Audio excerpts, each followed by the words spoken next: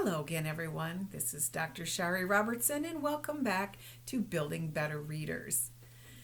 Today, I want to share a strategy for unmasking potential reading comprehension problems.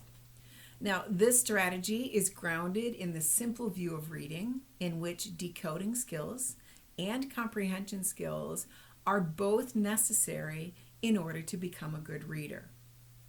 And although this informal assessment is useful for all readers, it can give you some information, it's particularly appropriate for those who may have decoding skills that are strong enough to mask underlying deficits in comprehension. And that can be hard to pinpoint.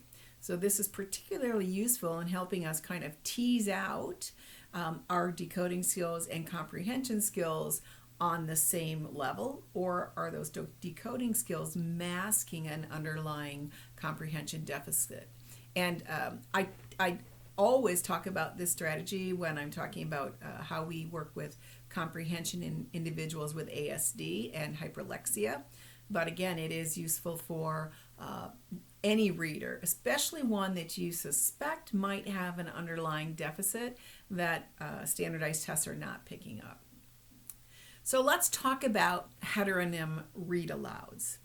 So heteronyms are words that are spelled the same but are pronounced differently depending on the context in which they're being used. So here are some examples of heteronyms. And if I asked you to pronounce them, just reading down this list, you would really have a hard time deciding. In fact, it would be impossible for you to pick the correct word stress unless you had some context to help you make that decision.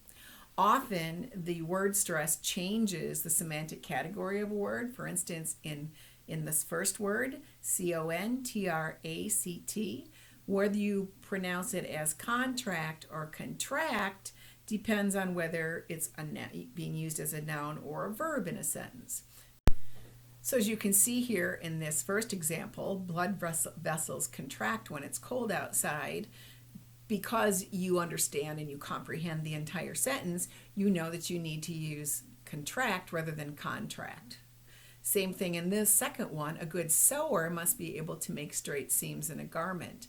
Now we're going to use sewer because we know this has to do with sewing, as opposed to sewer, which doesn't have anything to do with straight seams.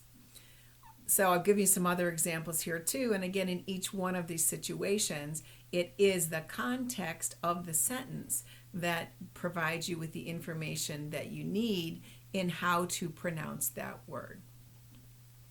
However, a student who is relying solely or even mostly on decoding skills, their pronunciation is very apt to be incorrect, or at least very inconsistent. They might guess some of them and get them just kind of by guess and by golly, or by the very fact that if it's a 50-50 chance they get it correct. But that really can give us some insight if they are not pronouncing this word correctly. It gives us an idea that they maybe aren't understanding the context of the sentence and they're not comprehending what they're reading, right? So this is a very kind of quick, down and dirty way for you to determine whether or not a student is relying more on decoding and then those underlying comprehension deficits are there. And what we do know is the sooner we can identify that, the better. So this is a good, quick check for any student that you're working with that you have some concerns about comprehension. So you can kind of get a feel for where they are in terms of decoding versus comprehension in the simple view of reading. To make it easier for you, you can find a comprehensive list of heteronyms at dynamic-resources.net. Just click on the free resources tab and find that particular download. Thanks for reading with me today. Be sure to subscribe to our YouTube channel for more ideas on how to build better readers.